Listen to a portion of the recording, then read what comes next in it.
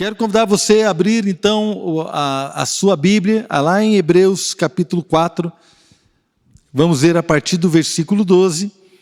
E eu vou ler na versão NVI, se você quiser já arrumar aí o seu aplicativo. Então, os irmãos que vão postar aqui, vou ler na versão NVI, Hebreus, capítulo 4, versículo 12 em diante.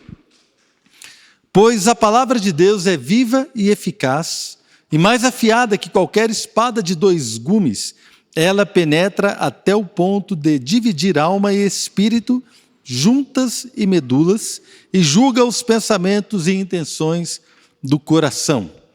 Nada em toda a criação está oculto aos olhos de Deus. Tudo está descoberto e exposto diante dos olhos daquele a quem havemos de prestar contas.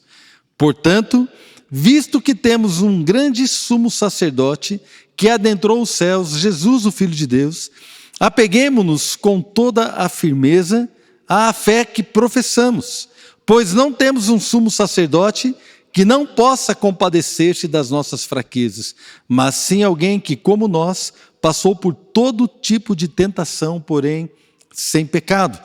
Assim, aproximemo-nos do trono da graça com toda a confiança, a fim de recebermos misericórdia e encontrarmos graça que nos ajude no momento da necessidade. Pai, nós colocamos este momento diante do Senhor. Eu quero te agradecer pelo privilégio que temos de poder estar reunidos aqui na tua presença. Quero orar, Deus, por nós que estamos aqui no salão e por nós também que estamos em casa, para que, ó Deus, nenhuma distração possa roubar este momento de nós. Pai, é um momento tão precioso que, como igreja, estamos reunidos para receber a palavra, a bênção do Senhor, a direção do Senhor para nós como igreja. Então nós repreendemos desde já todo espírito contrário, repreendemos toda distração, ó Pai, tudo aquilo que quer roubar as sementes que estão sendo lançadas neste lugar. Que haja, sim, Deus, um tempo de bênção, haja um tempo, Deus, de crescimento e que a igreja possa, ó Deus, alcançar tudo aquilo que o Senhor tem preparado para nós nesta noite, em nome de Jesus. Amém, queridos? Eu li aqui um texto do versículo 12 até o versículo 16, e o ápice desse texto é o versículo 16 do capítulo 4. Quando diz então ali que nós devemos nos aproximar do trono da graça, para recebermos misericórdia e acharmos graça que nos ajude. Então este é o ápice, este é o alvo. E eu entendo, irmãos, nesse pequeno trecho da palavra que nós separamos, que está proposto para nós um caminho para nós entrarmos no trono da graça. Então, nós começamos a ver aqui que o escritor de Hebreus, ele começa a falar algumas coisas. O ápice deste texto é o versículo 16. Olha, nós então podemos entrar com confiança. Mas até entrar com confiança, ele trabalha algumas ideias na minha vida e na sua vida, aos seus leitores, para que nós possamos então entender o que Deus quer falar conosco. Na verdade, o livro, a carta que é escrita aos Hebreus, os hebreus nada mais são do que o povo judeu, que eram conhecidos como hebreus também. Então, essa carta é dirigida para alguém que conhecia a lei, para um povo que conhecia os costumes, por isso ele está usando esta linguagem, falando do sumo sacerdote, que era uma linguagem que era conhecida, não era algo que estava distante do dia a dia de um hebreu, de um judeu. Eles conheciam. A gente vai tentar trazer um pouco para a nossa realidade. Mas há princípios aqui que estão propostos nesta caminhada até o trono da graça. Há aqui situações que ele mostra para nós que nós devemos vivenciar ou então prestar atenção para entrarmos com confiança diante do trono da graça, onde vamos receber misericórdia e vamos alcançar socorro, vamos encontrar graça que vai nos capacitar para viver tudo aquilo que Deus tem para nós. Neste caminho tem um alvo, o alvo é o trono. Neste caminho também ele nos apresenta a palavra, uma palavra viva e eficaz, uma palavra poderosa para cumprir o seu propósito. Também temos aqui neste caminho uma advertência de que tudo está exposto aos olhos de Deus. Tudo está diante. Não, eu acho que é legal o versículo que ele fala que tudo está claro, não tem nada escondido, tudo está mostrado, está exposto. É como se você faz uma exposição, está tudo diante do Senhor. As nossas necessidades estão diante de Deus, Ele conhece. Os nossos erros estão diante de Deus, Ele conhece. Os nossos acertos também estão diante de Deus. Deus conhece todas as coisas, não tem nada que nós não podemos ou não esconder dele. Tudo está evidenciado pela palavra. Então eu quero, neste caminho também, entender que há ali o Senhor Jesus que se compadece de nós. Então por isso que ele fala, nós podemos entrar com confiança. Por quê? Porque nós temos um sumo sacerdote, na verdade o Senhor Jesus, ele se compadece das nossas fraquezas, ele conhece exatamente a nossa luta, até chegarmos ao trono. Eu quero começar então pela palavra de Deus. Vamos ver novamente o capítulo 4, versículo 12, aí de Hebreus, que diz assim: pois a palavra de Deus é viva e eficaz. Viva e eficaz. Irmãos, a palavra de Deus, ela é viva. Ela não é estática, ela não é algo que ficou lá no passado. A palavra de Deus não é algo que ficou lá, ela é permanente. A palavra de Deus, ela age hoje, ela está viva. Amém, irmãos? Essa palavra é tremenda, ela não é algo que está apenas gravado aqui em papel, ou nos papiros, ou em pedras, ou aí na tela do seu celular, do seu computador. Não, a palavra de Deus, ela é viva. Ela realmente é viva e ela pode mudar a nossa história. Ela também é eficaz, mas olha só lá o que está escrito em 1 Pedro, capítulo 1, verso 23. Pedro também usa essa mesma linguagem, ele diz: vocês foram regenerados, não de uma semente perecível, mas imperecível por meio da palavra de Deus, viva e permanente. Então Pedro ele está dizendo que a palavra de Deus é viva e permanente. E ele diz: pois toda a humanidade é como a relva, e toda a sua glória é como a flor da relva. A relva murcha e cai a sua flor, mas a palavra do Senhor permanece para sempre. Nada em toda a criação está oculto aos olhos de Deus. E esta é a palavra que foi anunciada a vocês. Ou seja, a palavra é permanente. Está dizendo aqui que toda a humanidade é como a relva, a flor da relva. Ela floresce, cai a flor, murcha, morre, passa, mas a palavra permanece para sempre. A palavra é viva, ela está neste momento querendo agir na minha vida e na sua vida. Também a palavra diz o quê? Que ela é eficaz. A Nova Versão Transformadora traduz essa palavra como poderosa. Na linguagem de hoje também diz que a palavra de Deus é viva e poderosa. Na verdade, o texto no grego dá a impressão, dá a ideia de alguém que é produtivo no seu trabalho. Alguém que produz algo. Alguém que é efetivo quando trabalha, ela produz.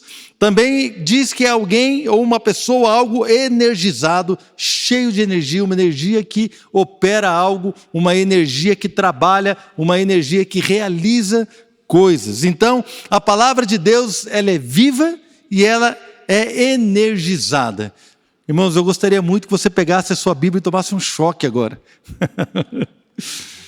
Porque há energia, irmãos, na palavra. O Espírito Santo está trabalhando em nós através da palavra de Deus. Ela produz resultados, ela trabalha, ela opera, ela é poderosa. Também aqui o escritor de Hebreus diz que neste caminho que nós estamos indo para o trono, ele apresenta a palavra de Deus como poderosa, porque ela penetra até o ponto de dividir alma e espírito, juntas e medulas, e julga os pensamentos e intenções do coração. Ou seja, quando a palavra de Deus opera em nossas vidas, ela tem o poder de dividir a alma, no grego é o psique, do espírito, do pneumatos, do espírito, a alma do espírito.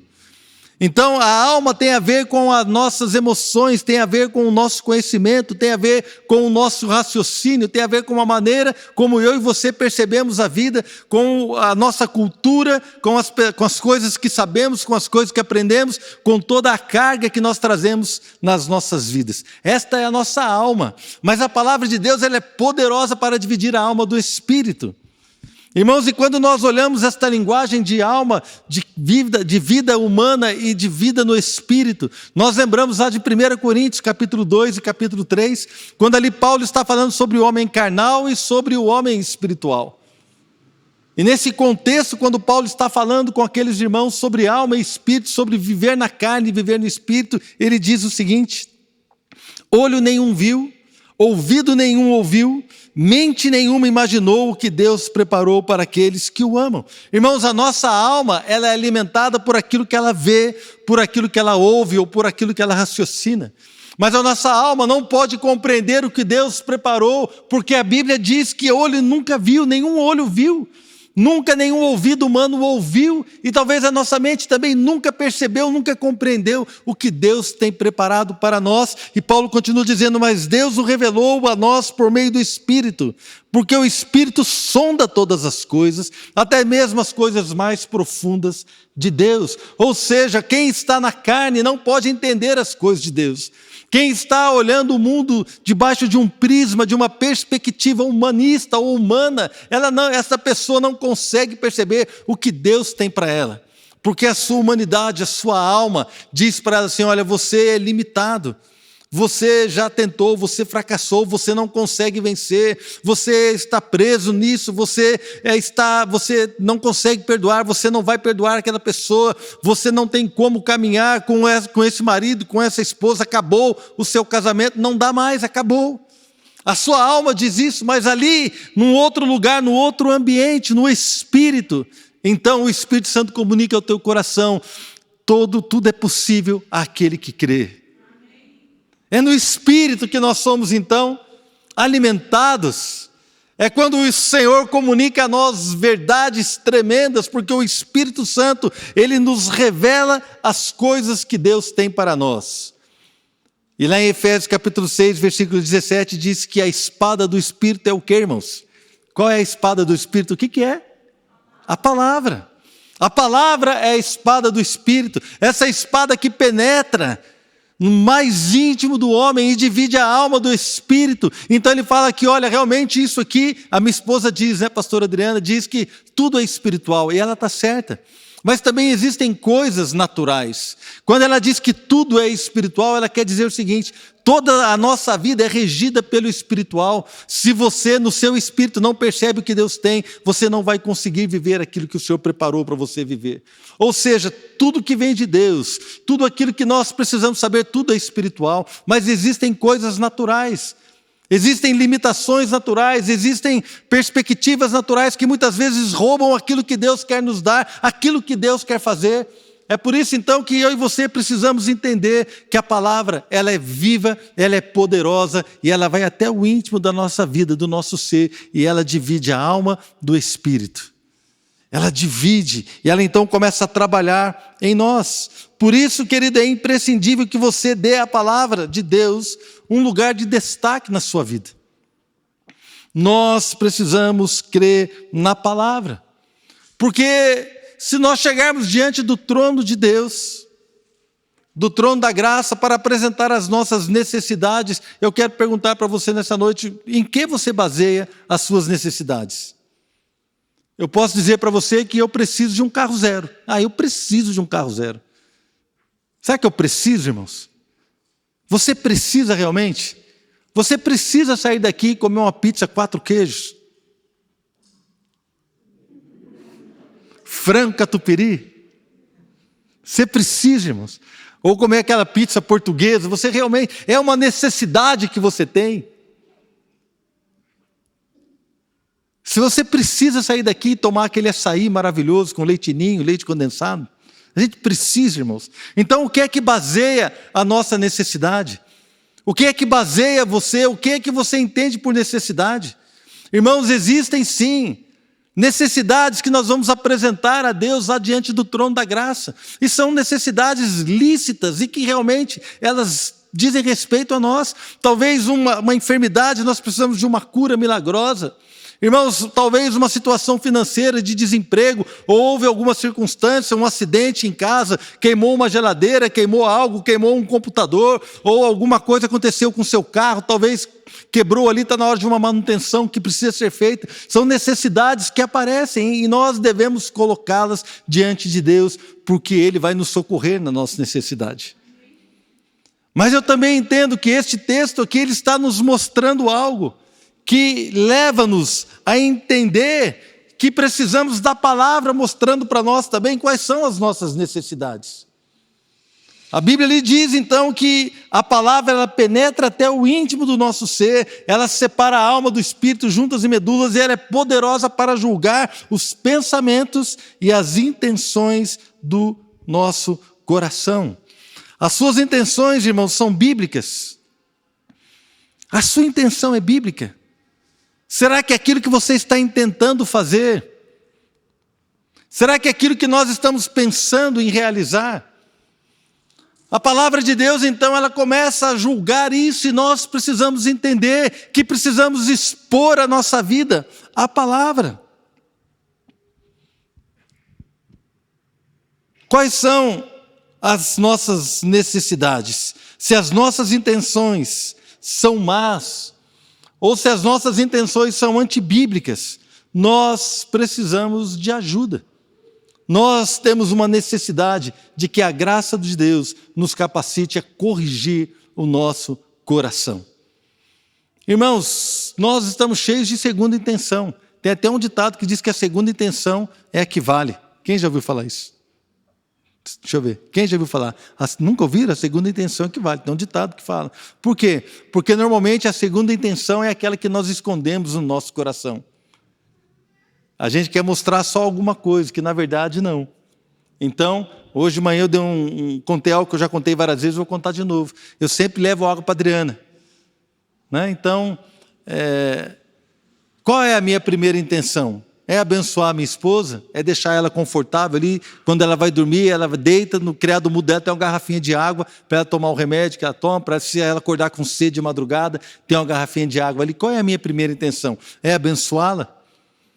Porque quando há uma estremecida entre nós, alguma coisa acontece, sabe aquele dia que você passa assim, olha o seu marido, a sua esposa com o rabo do olho e fala assim, hoje eu não vou levar água para ela não. Aí eu vou lá na cozinha, pego água só para mim, e o Espírito Santo fala no meu coração, por que você não vai pegar água para sua esposa? Qual é a sua real intenção? É abençoá-la ou ficar bem na fita? Qual é a sua real intenção? É proporcionar conforto para ela ou simplesmente servi-la quando vocês estão bem, mas quando você não está bem, você então não pode servir a sua esposa? Então o Senhor vem corrigindo o nosso coração. Irmãos, nós temos intenções más. As nossas intenções muitas vezes são más, são mesquinhas. E a palavra de Deus ela é poderosa para entrar lá e mostrar qual é a intenção do nosso coração. Qual é a sua real intenção em servir a Deus? Qual é a sua real intenção em estar na portaria? Qual é a sua real intenção de estar, irmãos, servindo aqui na casa de Deus? Eu lembro quando, na minha época, se chamava grupo familiar, hoje nós chamamos de GR, tem igreja que chama de célula, pequeno grupo, um monte de coisa, né, irmãos? Mas o princípio é o mesmo. E eu fui chamado, então, para liderar um grupo. Só que, na época, o líder nunca mandava para aquele lugar, eu já estava ali, estava sendo treinado para liderar um grupo, eu não aguentava mais ser treinado, eu queria assumir logo aquele grupo. Mas na época, irmãos, nós tínhamos um jornalzinho na igreja que eu frequentava, e no jornalzinho saiu o nome, nas costas do jornal, saiu o nome de quem era líder. E toda vez eu pegava o jornalzinho e falava assim, um dia meu nome vai estar aqui, ó, líder Marcelo. Era a minha real intenção, irmãos. Então, eu comecei a orar, comecei a brigar com Deus, assim, Deus. Eu lembro que eu ia liderar um grupo lá no Jardim das Indústrias, eu falava assim, Deus, o povo do Jardim das Indústrias está indo para o inferno. Senhor, eu brigava com Deus, quando é que eu vou poder abrir um grupo lá? Mas na verdade, irmãos, a minha real intenção era que o meu nome aparecesse naquele bendito jornal. Eu queria era aparecer, irmãos. Até o dia que Deus falou comigo. Aí eu entendi o quê? Que não é assim que funcionam as coisas. Porque quando a palavra de Deus vem e fala que Deus não divide a glória dele com ninguém, quando a palavra de Deus vem e começa a ministrar ao nosso coração, nós começamos a entender que as nossas intenções precisam ser julgadas pelo Senhor e pela palavra. Irmãos, e quando nós percebemos então que temos uma intenção, um pensamento ruim, o que precisamos fazer? Precisamos ir para o trono da graça. Então a palavra, ela nos mostra qual é a nossa real necessidade. Meu amado, se você está desempregado, se você está passando dificuldade, a palavra diz que o trabalho do homem é uma bênção. A palavra de Deus nos promete saúde, a palavra do Senhor nos promete vida e vida em abundância. Qualquer coisa diferente disso é algo que nós não estamos vivendo, e nós podemos então, baseados na palavra, apresentar as nossas necessidades lá no trono da graça. Mas eu quero também chamar a sua atenção que as nossas necessidades não são só aquelas que vão suprir a nossa conta financeira, ou talvez a nossa saúde, mas também aquelas que vão nos levar a viver tudo que Deus tem para nós, fazer de mim e de você homens e mulheres de Deus, famílias cheias do Espírito Santo, pessoas que vivem o propósito do Senhor, pessoas que amam a Deus, pessoas que o buscam acima de todas as coisas. É para isso que fomos chamados também. Então, meu amado, nós precisamos que a palavra nos revele. Olha só o que diz em Tiago, capítulo 1, a partir do verso 22, diz assim: sejam praticantes da palavra e não apenas ouvintes, enganando vocês mesmos. Aquele que ouve a palavra, mas não a põe em prática, é semelhante a um homem que olha a sua face no espelho e depois de olhar para si mesmo, sai e logo esquece a sua aparência. Então aqui Tiago, ele usa a seguinte linguagem, que quando eu e você olhamos a palavra, nos expomos à palavra, quando nós lemos a palavra, quando nós estudamos a Bíblia, a palavra de Deus, nós começamos a ver a nossa imagem refletida como um espelho.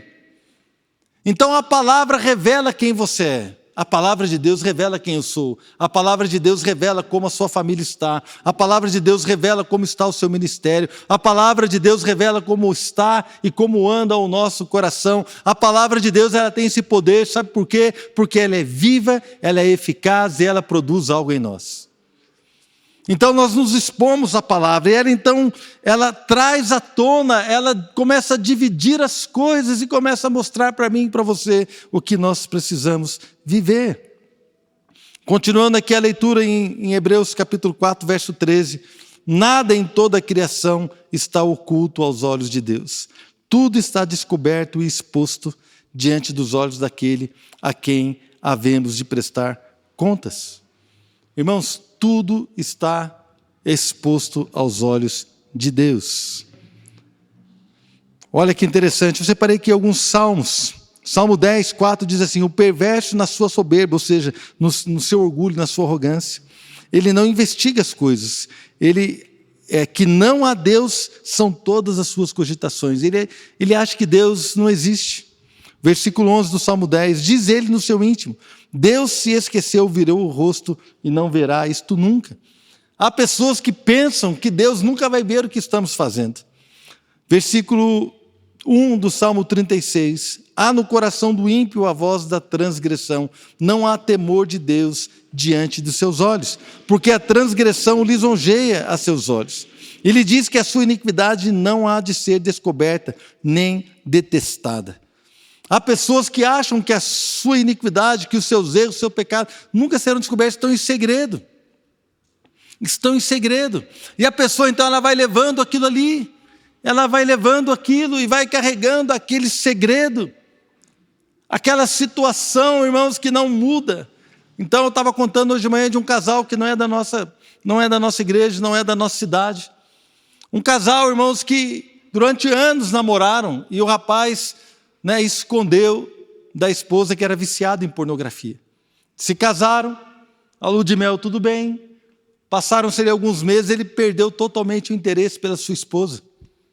E a esposa não estava entendendo o que estava acontecendo, de repente eu não sei se ela pegou ele ou se ele acabou abrindo porque não tinha mais como. Então ele falou de toda a dificuldade que ele tinha na sua intimidade para com a sua esposa.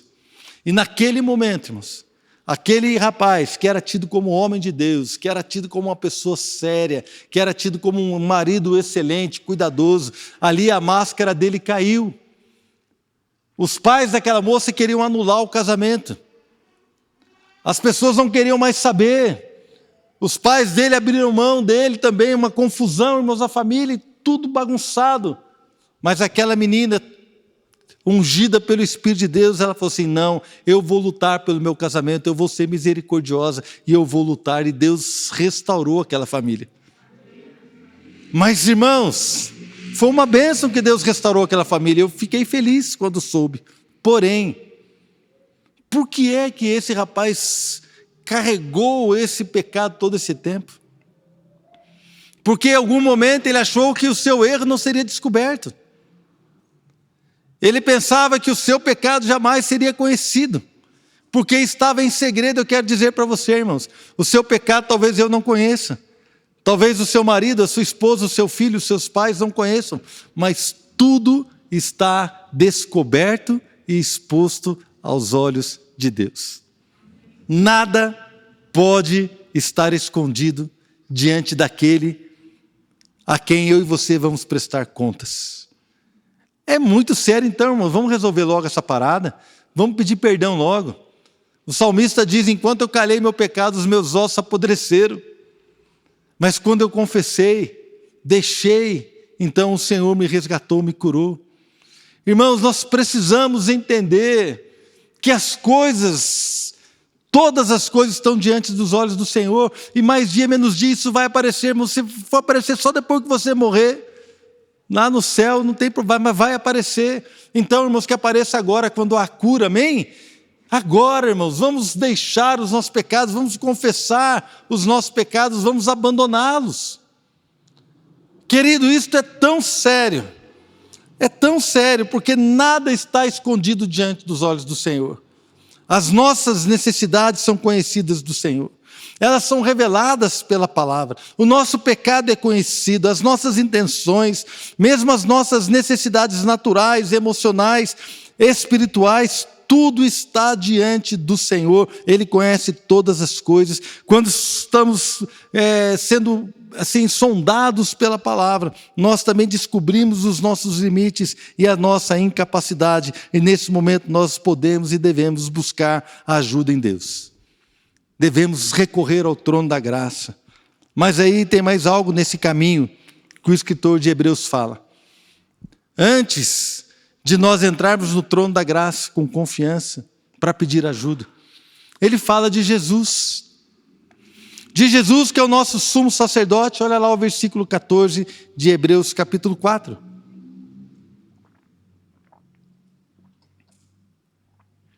Portanto, visto que temos um grande sumo sacerdote que adentrou os céus, Jesus, o Filho de Deus, apeguemo-nos com toda a firmeza à fé que professamos, pois não temos um sumo sacerdote que não possa compadecer-se das nossas fraquezas, mas sim alguém que, como nós, passou por todo tipo de tentação, porém sem pecado.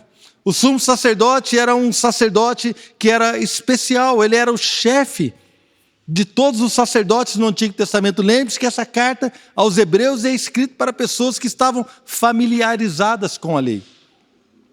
Então o sumo sacerdote era uma figura, uma autoridade religiosa do judaísmo. Ele era o único que podia entrar na presença de Deus uma vez ao ano, no dia da expiação, e ele então oferecia sacrifício pelos seus pecados e pelo pecado de todo o povo. Era ele que podia entrar na presença do Senhor. E o escritor de Hebreus então lhe diz que Jesus é o nosso sumo sacerdote. E ele entrou na presença de Deus. Se você for ler depois o livro de Hebreus, você vai ver, carregando não o sangue de animais, mas o seu próprio sangue, o sacrifício perfeito que foi feito uma vez por todas, e ele cobriu o pecado de todo aquele que crê. Uma vez só foi feito esse sacrifício, não precisa fazer de novo. Jesus já fez o sacrifício. É isso que fala o livro de Hebreus. Mas aqui ele apresenta que este sumo sacerdote, ele apresenta o Senhor Jesus como alguém que se compadece de nós. Sabe por quê, irmãos? Porque quando nós descobrimos o nosso pecado, quando as nossas más intenções são evidenciadas pela palavra, quando as nossas necessidades estão aparecendo, irmãos, eu não sei você, mas eu já orei várias vezes com vergonha, depois de ter caído no mesmo pecado algumas vezes. Quem aqui já orou com vergonha? Você fala assim, Deus, eu estou com vergonha de orar, mas eu preciso orar porque eu não tenho outro caminho. Deixa eu ver. Faz assim, irmão. Quase todo mundo, né? Que benção. Às vezes dá vergonha. Por quê? Porque, irmãos, tem hora que eu me sinto o maior cara de pau. Eu preciso confessar para vocês. Pensa num cara de pau que chega diante de Deus e fala assim, Senhor, estou eu aqui de novo. Para falar a mesma coisa.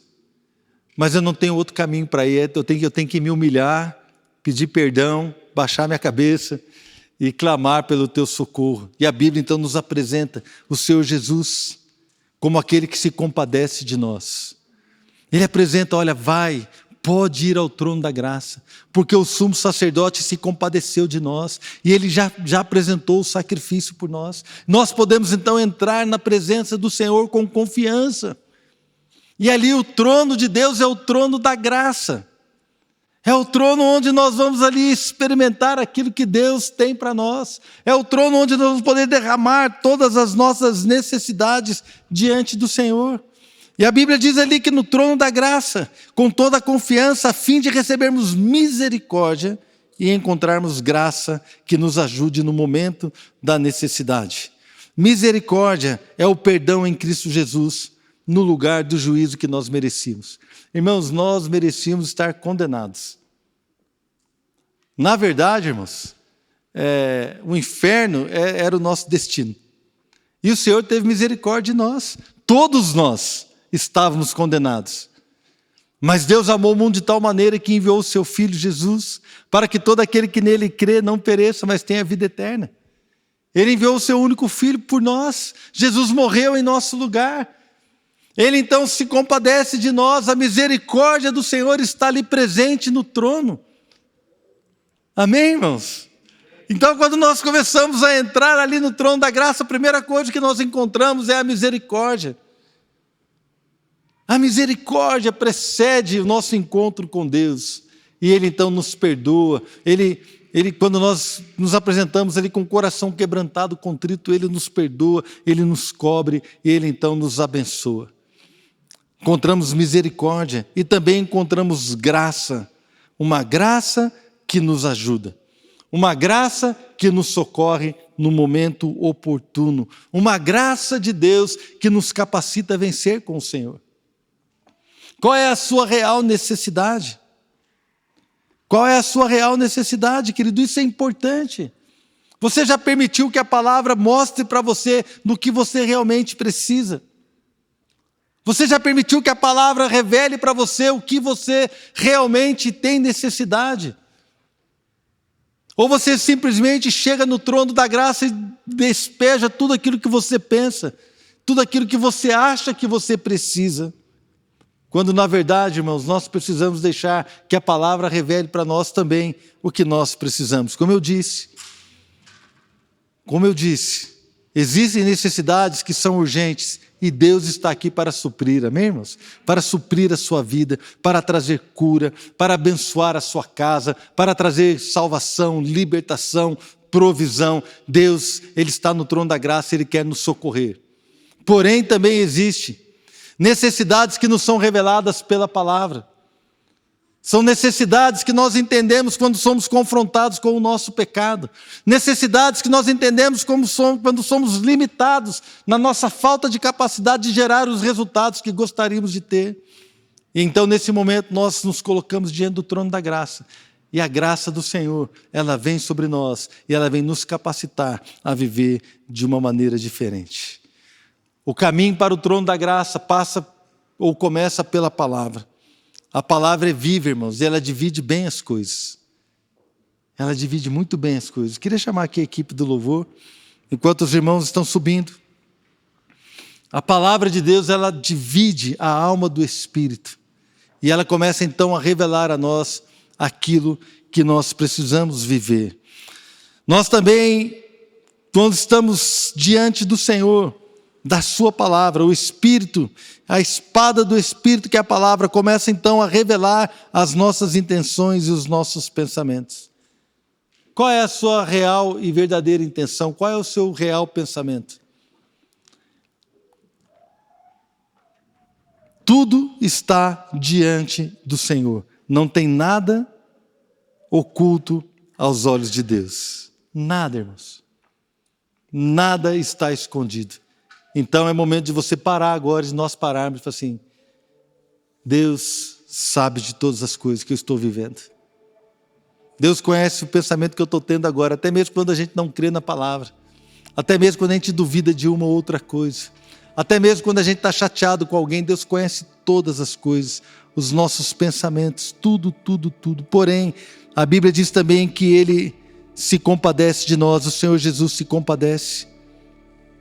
E nós podemos então entrar no trono da graça, como diz lá no versículo 16, assim aproximemo-nos do trono da graça com toda a confiança.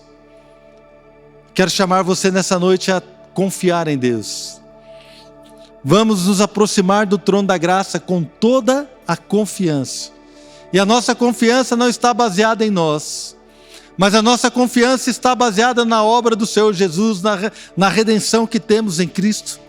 A nossa confiança está baseada no Senhor Jesus que se compadece de nós. A nossa confiança está baseada que o Senhor já conhece todas as coisas. Antes de nós apresentarmos ali no trono, Ele já sabe de tudo que estamos passando. Conhece as nossas necessidades. Mas é ali, naquele lugar, no ambiente da presença de Deus, que nós vamos receber misericórdia e graça. E como é que nós vamos, irmãos, então, ao trono da graça? Como é que você se aproxima do trono da graça? É através da oração, querido. Através da oração, através da adoração, através de um momento que nós então decidimos entrar na presença do Senhor de uma forma diferente, de uma forma especial. É claro que Deus está aqui, Deus está presente em todos os lugares, Deus é onipresente. Mas existe uma presença manifesta de Deus. E este lugar onde a presença de Deus se manifesta é o lugar onde nós entramos diante do trono da graça. É quando o apóstolo Paulo escreve aos Efésios, ele fala: então eu me ajoelho diante do Pai. Aqui, então, ele estava na prisão. Lá, né, ele estava na prisão, quando ele escreveu aos Efésios, ele falou assim: eu me ajoelho diante do Pai. E ali no momento que ele então se ajoelhava, no momento que ele começava a buscar a Deus em oração, ele se via na presença de Deus. Amados, quando nós começamos a orar de uma maneira intencional e especial, nós entramos na presença do Senhor. E nesta presença, nós podemos então derramar o nosso coração. Nesta presença gloriosa, podemos sentir a sua compaixão. Nesta presença, podemos então saber que Ele já conhece todas as coisas. Ali, irmãos, nós vamos receber misericórdia e vamos receber a graça de Deus que vai nos ajudar. Todos aqueles que vão até a sua presença, ao trono da graça, recebem misericórdia e encontram graça para socorro no momento oportuno, para ajuda no momento que eu e você precisamos. Quero convidar você nessa noite a entrar junto comigo diante do trono da graça. Aí também na sua casa, nós vamos ministrar uma canção que diz que o ambiente já mudou. Porque quando estamos chegando na sua presença, o ambiente muda, irmãos. Nós começamos a sentir a misericórdia do Senhor. Nós começamos a crer na palavra do Senhor. Nós começamos então a liberar a nossa fé, liberar a nossa gratidão, e começamos a olhar para o Senhor com um olhar diferente, com os olhos cheios de expectativa, cheios de amor. Quero convidar você a entrar na presença do Senhor comigo nesse momento. Fique de pé, vamos ministrar ao Senhor esta canção. O que Deus tem para nós, a nossa alma não pode revelar. O que Deus tem para nós, a nossa percepção humana não pode revelar. Mas eu quero convidar você a entrar num novo nível, a entrar numa nova dimensão em Deus e buscar, oh querido, aquilo que Deus tem para mim e para você. Buscar o que Deus tem para a sua casa, para a sua família, para o seu ministério. O que Deus tem para nós como filhos, o que Deus tem para a sua igreja. Querido, é só o Espírito de Deus que pode fazer isso. E o Senhor vai usar a palavra dele para trabalhar no meu e no seu coração. Meu irmão, se você tem uma necessidade, nós vamos cantar aquela parte que diz que milagres vão acontecer. Se você tem uma necessidade, você precisa de um milagre na sua vida, no seu coração, na sua casa, no seu corpo, não importa. Se você quer buscar esse milagre hoje na presença do Senhor, eu quero que você venha aqui à frente. Vamos manter aqui o distanciamento, por favor. Mas vem aqui, não precisa aglomerar aqui na frente, tem bastante espaço. Mas nós vamos cantar: Senhor, milagres vão acontecer. Milagres vão acontecer. E eu creio que o Senhor vai derramar algo aqui, irmãos, neste lugar, em nome de Jesus. Deus vai derramar algo sobre a sua vida nessa noite. Deus vai fazer algo novo, querido. Aleluia. Glória a Deus, amém? Glória a Deus. Irmãos, nós não podemos nos conformar com uma vida que não experimenta o milagre e a presença do Senhor. Nós precisamos então desfrutar dessa presença, de algo glorioso, irmãos, de uma visitação gloriosa, porque é isso que o Senhor tem para nós, amém? É isso que o Senhor tem para nós. Aleluia.